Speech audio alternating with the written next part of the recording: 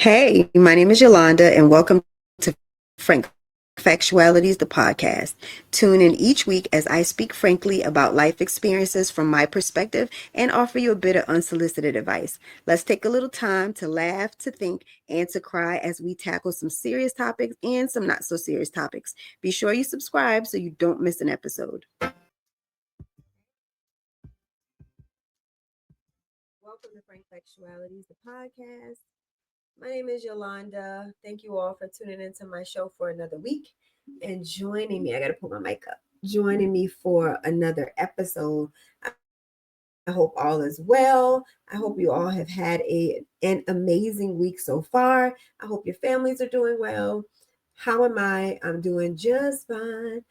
My workouts have been going really good, y'all. I've been consistent. And remember when we talked about resolutions and revamping them? And I said that you need to change your goal and your perspective on how you see it so that you can keep up with it. So I changed the whole I need to lose weight because I want to be snatched for the summer, or I want to, just have a low weight on the scale to, hey, I need to gain muscle. And that's been keeping me motivated so far. I have been gaining muscle and had to increase my weight, or my sets, I should say, for my dumbbells. So I've been doing all right, y'all. Just sticking with it, staying in there, and pushing forward, or foraging forward, as in the episode from last week. Anyway, y'all, I'm not going to call it street talk. So I'm not going to play the intro to that because it's not really that great. I mean, the tragic wildfires from LA has been going on. That is what's going on in the streets. And you can't go on any social media app or any news station and not read or see what's going on over in California. And it's very unfortunate. It's a very sad and unfortunate situation. And they're saying now that someone started those. They don't think that it just happened by nature. I don't know if you've been on the West Coast, but you guys have heard the song "It Never Rains in Southern California." If I forgot who sung it, but either way, that's a song, and it's a reason for that. It's a very dry area. They don't get a lot of rain, so it's possible that the trees could have caught fire, or bushes, and then it literally becomes a wildfire and it's out of control. And people have been pointing fingers. Oh, it's the governor, it's the mayor, it's these people, it's the chief of fire, whatever. There's no way possible entire area caught on fire that everyone would be able to deploy their fire trucks to that area and get the fire out instantly. It is literally wild, as in what they say. And they don't even have enough water supply. So it's an unfortunate situation. The other bit of, I guess you can say, issue with all of this is that the amount of backlash and the amount of, or the lack of empathy, I should say, for the victims of these wildfires is crazy. I think that when you hear LA, people automatically assume rich. And so you're just thinking like, oh, so what? They lost the house. They'll get over it. They can buy another one. It's not that big of a deal. They probably have another home, but not all people in LA are rich. And I'm happy. I want to say this was D.L. Hughley. And if it wasn't D.L. Hughley, it was Delray Davis, or oh God, what's the guy's name? Dion Cole, that's his name. It was one of those three guys. I can't remember. I followed them all, but one of them shared some victims that weren't rich and wanted you to have a face to some of the people who lost their homes. Apparently, and I should have done my research, I don't have the name of the area, but there's an area in LA where they said that that area opened up the first opportunity for Blacks to buy homes in Los Angeles. And so there were a lot of Black people that owned homes in this area. A lot evacuated, but there were a lot that stayed behind and did not evacuate. And why? Because this was their home. They had been living there for years and they wanted to stay back to try to fight it. And they have done that already. This wasn't the first time they've had wildfires and they've been told to evacuate. So they decided to stay. Well, and you guys can think, oh, I don't understand. Yes, you do, because we live in a hurricane zone and plenty of times they tell us a hurricane is coming. And what do? We stay. Oh, no, it's probably not going to be that bad. It ain't going to do nothing. They always say that. And then you decide to stay. So we can understand that concept no matter where you are, whether you live where there are earthquakes, wildfires, hurricanes, tornadoes. We all live in an area that's prone to something. A lot of snow, because sometimes they'll say it's going to snow real bad. You're going to be closed in. You don't believe it. And then now you can't leave the house. So let's shed some empathy.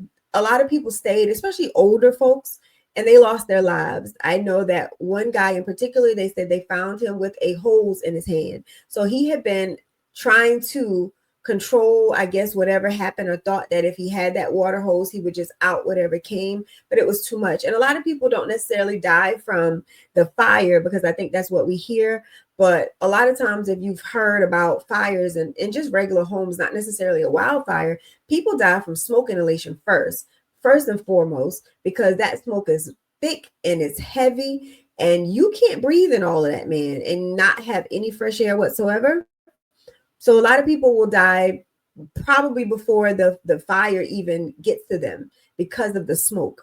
And just imagine the smoke around the area. If the fire's coming, your whole neighborhood is on fire, there's no way out as far as avoiding the smoke. So I just want to pray for those people. I don't know why people don't have empathy, sympathy, whichever one you need. You need one of them, because rich or not, losing everything in a home that you built for your family, there are things that are not replaceable. Everything isn't replaceable, no matter how much money you have.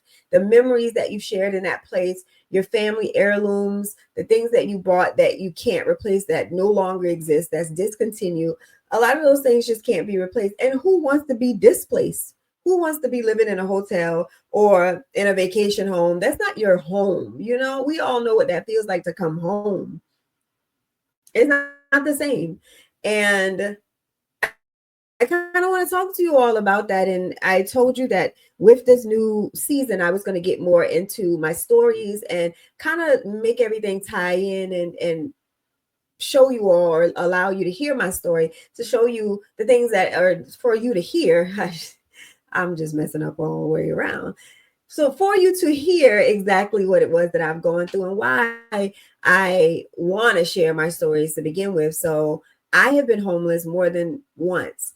And it all started when I was about 17 years old. That was probably the first time. I was a senior in high school, and my mom and I had a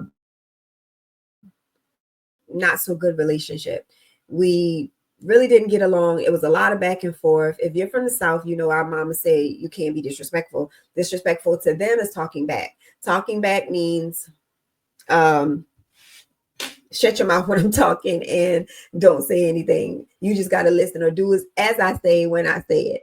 And I was very mouthy. I will say that. I don't think that I was disrespectful. I was the type that felt like if you're wrong, or if I need to say something, I'm going to say something. And that's how it was. And of course, my mom didn't like that. And I grew up with my stepfather, two stepfathers to be exact. My mom's first husband was my brother's father. She married him when she was pregnant with me. So I actually thought that, not thought, but that was like my dad. I'm not going to say thought because I always knew who my father was, but he was my daddy because that's the person that was in the home with me. And my mom divorced him when I was probably about, I'm going to say 8,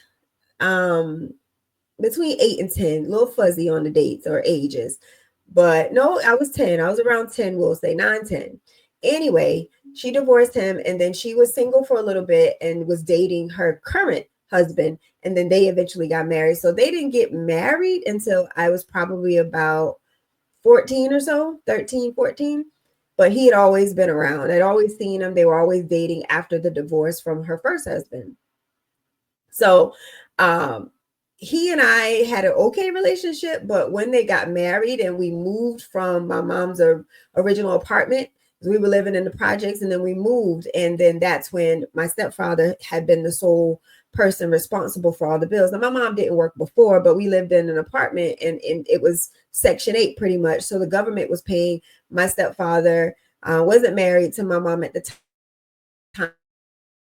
So I'm sure he gave her money, but he wasn't responsible for those bills in the house because the government was. But then when we moved from, I'm getting to a point with that.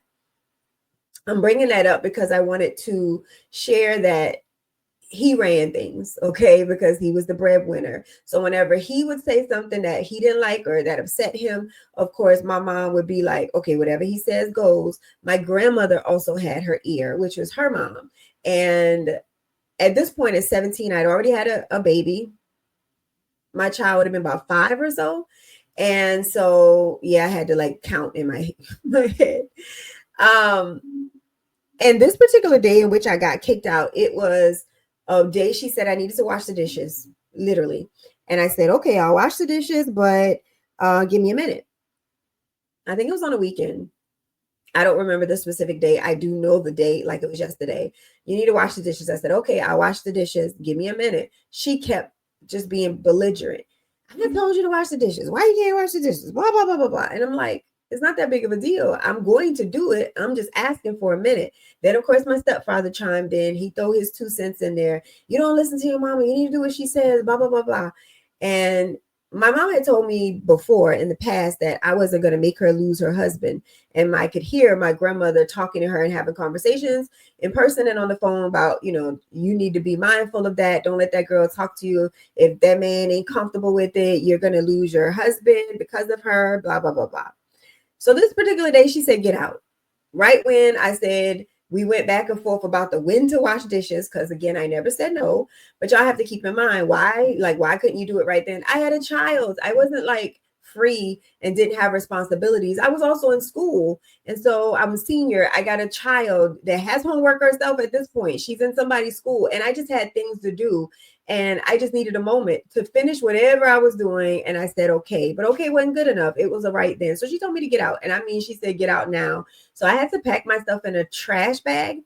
And my cousin lived like at the end of my road, across the street on another street, if that makes any sense. So if I walked to the end of my street, then I would cross a street and then end up on another street, if that makes sense. It's a neighborhood. So we all live close. We're going to say a block if we was in New York. She lived up the block. Anyway, so I asked my cousin who lived with her father, and he wasn't, I mean, he's my uncle, but by marriage. At this point, my aunt, who was his wife, had already passed away. She had been killed. So I asked her to ask her dad if it was okay if I could stay with them for that night, because I didn't know where to go. So I walked down with my trash bag on my shoulder. He said it was okay for me to stay, and I literally stayed that night. I called my homegirl. She was an older woman. And when I say older, she could have been, I don't know if she could have been my mom, but she definitely could have been my auntie, if that makes sense. My mama's younger sister. So at the time, she would have been about 30. We're going to say so she probably could have been my mom. I don't know, because I had a daughter young.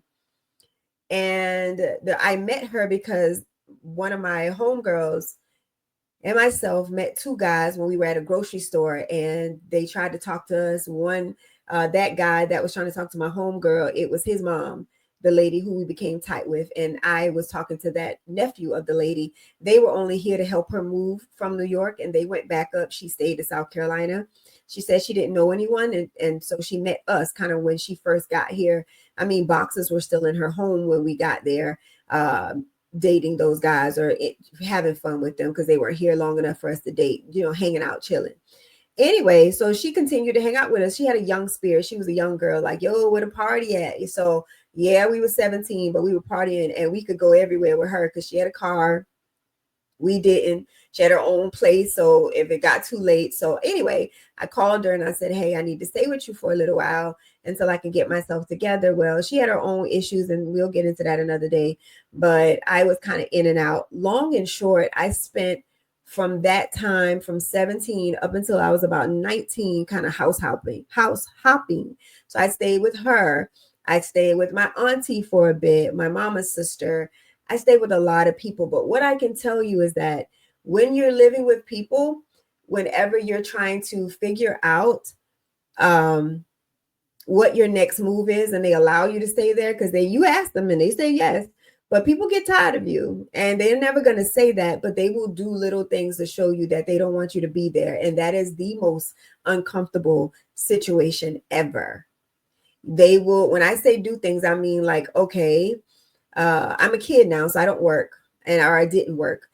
So I needed to eat, obviously. And if I came to that house and they had already eaten, then I was SOL. Some of them would eat before they got home and not cook when they typically would cook. It was, oh, we already ate. So I'm stuck. I don't have anything to eat. They put stuff in my name, bills or whatever. And I felt like I couldn't say anything because I needed them. I needed a place to stay. Sometimes I would have to hang out all day just because I didn't want to be a burden and just come there so that I could sleep.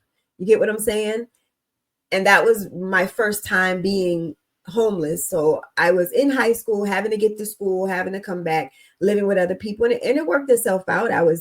I got to school, I was able to graduate, and then I was still homeless for a bit. My mom probably let me come back. I think maybe one time I ended up coming back, which would have been right before I bought my first apartment. So it probably was about 19 still, because when I got my first refund from college, I went and did first my rent deposit on a place and got a 1-bedroom apartment for me and my daughter, and she let me stay right up until I found that place.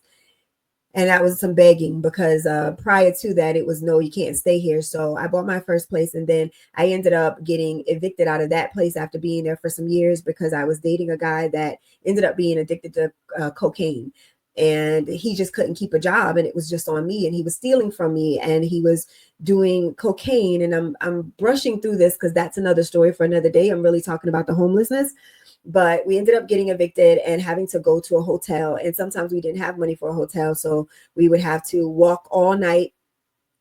Sometimes we would stay at somebody's house. The latest we could stay at somebody's house. But when there were not times for motels, there were not times for motels. We would sleep on people's couch, as in, oh, we're turning up. Oh, it got so late. So, and my stuff was in the storage. If you wanted to know where my things were, and I worked all of this time. I had a job, by the way. But I just couldn't manage. And obviously the guy was my downfall. At that time, my daughter was with my mom. I told her when she kicked me out the first time that I couldn't manage having my daughter and trying to find a place for the both of us. So I asked if she could stay. And of course, my mom agreed to that. But that is one of the worst feelings, is to be homeless. And so I relate, I understand. No matter how much money you have, like I said, I had money. I could get enough money to always get me an apartment or a home, first month rent deposit. However, it was never the same after you've been in a place where you don't have your own place and you're having to depend on other people, or you're in a hotel. It's not the same. You feel like you're nothing. Like that's the lowest you can ever be, is not having a place. So I ended up kind of buckling down, because that wasn't the first time. So I ended up getting another place. I got evicted out of that place and ended up being homeless. And I think the lowest point for me that I remember being homeless was my mom and my dad felt like the guy I was dating was bringing me down, and they made up in their mind they weren't going to help me as long as I was with him. I understood, but I didn't understand, if that makes any sense. So I remember him, my boyfriend at the time, finding a place to stay this particular night, and me not being able to find a particular place to stay. So I got dropped off at my mom's house, and I asked her if she could let me come in the house. And she said no, I couldn't come in the house. And she had an abandoned car in her yard. I mean, when I say abandoned, it had been there for years, and all it was like a junk car where they kept like old clothes and trash and different things like that. She gave me the key to that car and said, well, you can sleep in the car. Again, it wasn't her working car, thriving car. It was a junk car. So it was ants and bugs and dirt and just debris and trash that I had to but I didn't have a choice. So I literally had to sleep in that car. And that was the lowest of the lowest. I remember being homeless. And then, of course, just happened to sleep in my own car when I did have a car. I would ride around all night. I'd wait till it got super late, like maybe 3 o'clock in the morning. Then I would pull up in front of a gas station or at a hotel parking lot, and then I would just sleep. And I would freshen up at somebody's house or the bathroom somewhere, and then I would go to work or go to school or whatever I needed to do. So that's my worst time in my life, and I don't wish that on my oh God, I don't wish that on my worst enemy. Never. I've had a lot of trauma in my life. I've experienced a lot of things, even having a baby at 12. But I promise you all, that is the worst thing that has ever happened to me, ever. So don't judge those people.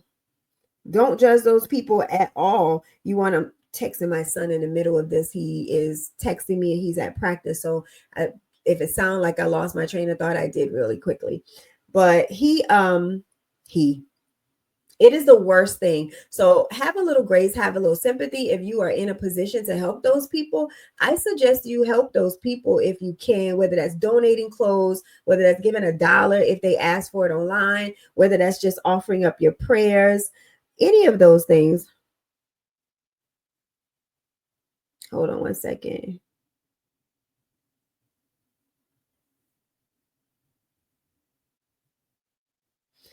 So yeah, I would just I've been looking to see what organization fits where I don't have 2.5 million like Beyonce to give these people, and especially the ones, obviously the rich aren't asking for any money. They're not.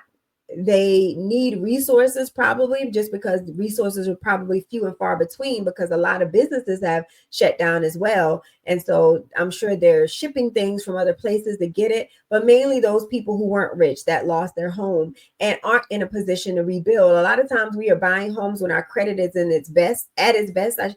And when credit is at its best, let me get that together.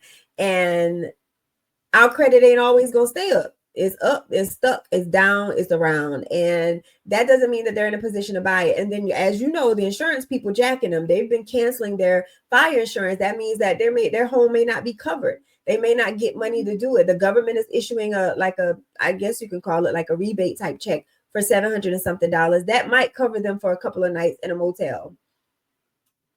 And I don't know how much the hotels are there. I hope they're not jacking up the price for these fire victims, but it is tragic and it hurts me to my core to see it just because, again, I understand what that feels like. And I don't know how to explain it to y'all, but it has caused me to be PTSD when it comes to certain things as it relates to me being independent, me being able to maintain my bills, me being able to be responsible. And I want to segue into something else as we're talking. So we open it up with homelessness, but childhood trauma and how it affects you and your past and growing up and how that kind of dictates who you are and as you become an adult and how you handle people and the way you think is real. And if you don't know how one thing relates to the other, that's the main reason why I encourage you to go to counseling, because frankly, the fact of the matter, we are how we were raised, meaning whatever things that you've gone through is going to be that one thing that affects you as you grow up. We create our own childhood trauma and how we like, oh, we want to break generational curse. We only think about generational curses as it relates to finances and, oh, if I get enough money, I can get my family out and break a generational curse. But sometimes those generational curses are emotional things that you need to overcome because we end up spreading those things on and passing them on to our children. So for me, I never understood why I am the way I am until I went to therapy. But one thing in particular that affected me was I mentioned before that my mom didn't work and that my stepfather paid all the bills. And when we moved, that was on him. So he would mistreat her a lot, cheating, that sort of thing. And you could tell she just wasn't happy. And even when my brother and I would catch him in the act of things, and even when she was sick on her really deathbed at one point, he was still entertaining other women. And I, as a child, knew that I never wanted to put myself in a situation where I depended on a man so much so that he felt as though he could use and abuse me and I'd still be around. So that's what I kept in my head. And then when I got with this guy, he was my high school sweetheart. We met I was a senior. He was in the 10th grade. I know, red flag. But anyway, we ended up dating after high school, and because that was my senior year. So after that, we dated for a total of 7 years and we lived together for 5. And that was my first in real love type of situation.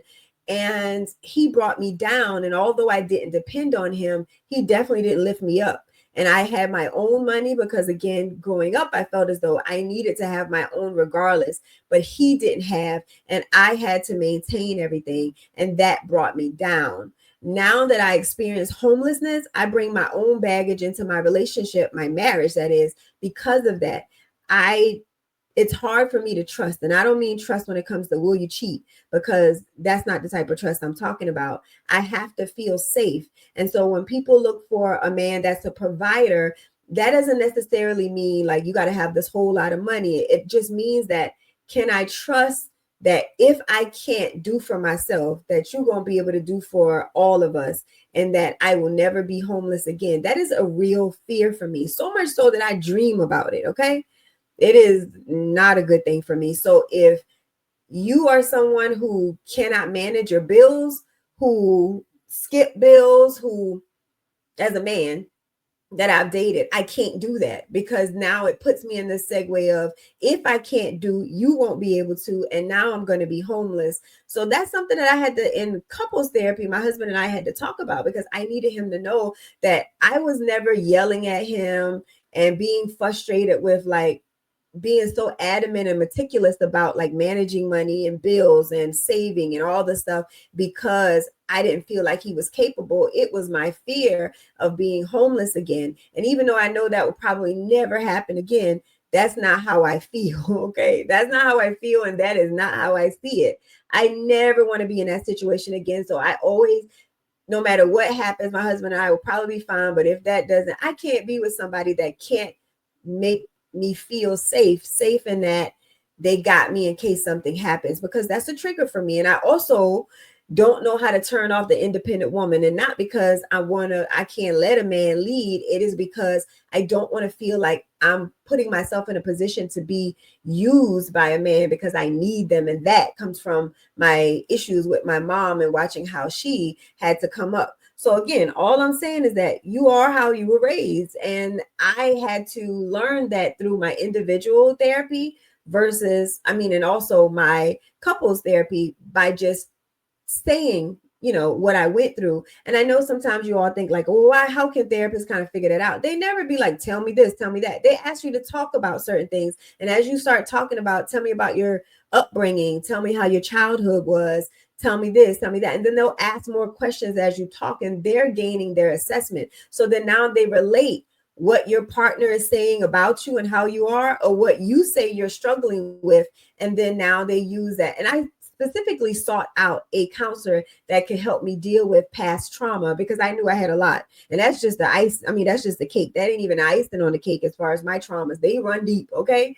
I talked about the sexual abuse that where you are, homelessness, and again, a slew of other things. Not only just, I don't even think I get into being a teen mom. That's its own thing. But you have to unpack those things, guys.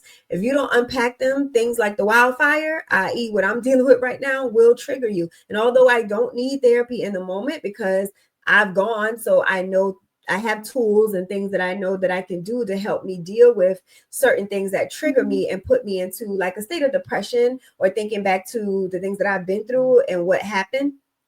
So I don't feel any type of way, but it sure makes me have a whole lot of sympathy for these people, because I can truly relate.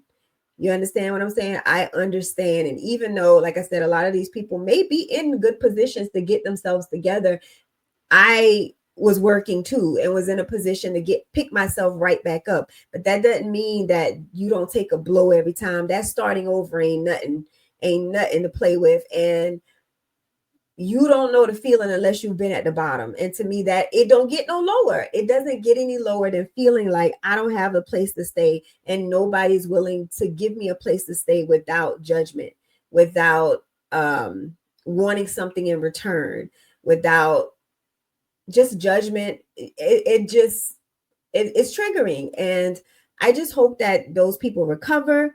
I hope that you all get the help that you need for whatever it is that you're dealing with in your past, and let this be a sign or a testament to you to talk to your counselor, get a counselor if you don't have one, and unpack those childhood issues and uncover some of those traumas, because no matter how old we get, you're going to always go back to what hurt you. Sometimes our drinking, our smoking, whatever it is that you're doing can be a reason of you, a way that you're masking a lot of the things that you are going through. And you got to figure out what it is that is bothering you, what your triggers are for that, and how you can move forward to make sure that you heal it.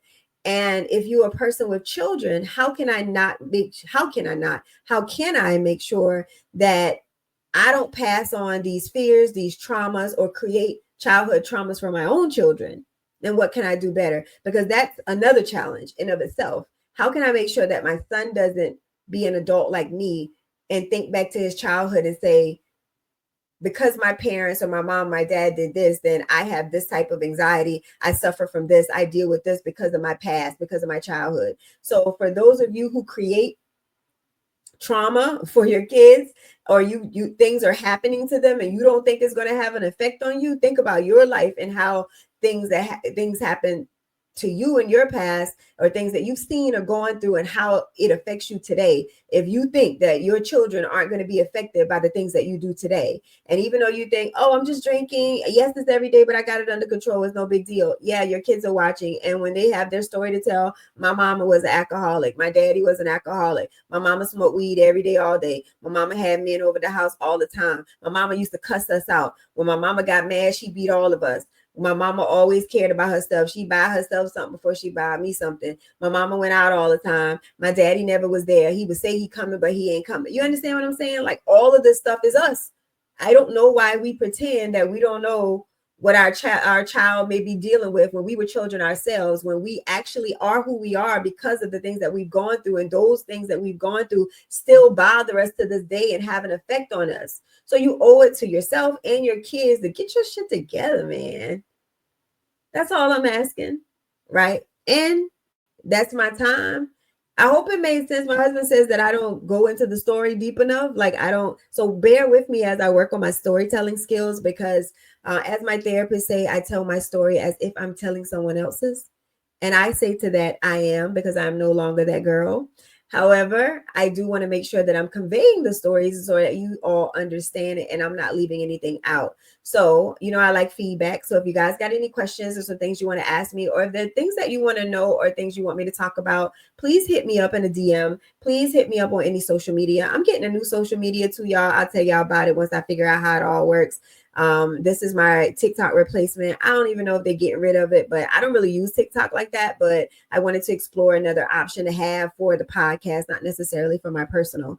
Again, I'm on YouTube. Remember, I uploaded the video last week. It went better than the other week. This one, I saw a little glitch in it, but it definitely wasn't bad as the last one. So go check me out if you want to look me in my face. Why, I have no idea, but it's out there. So until next week, y'all, I'll holla. Bye.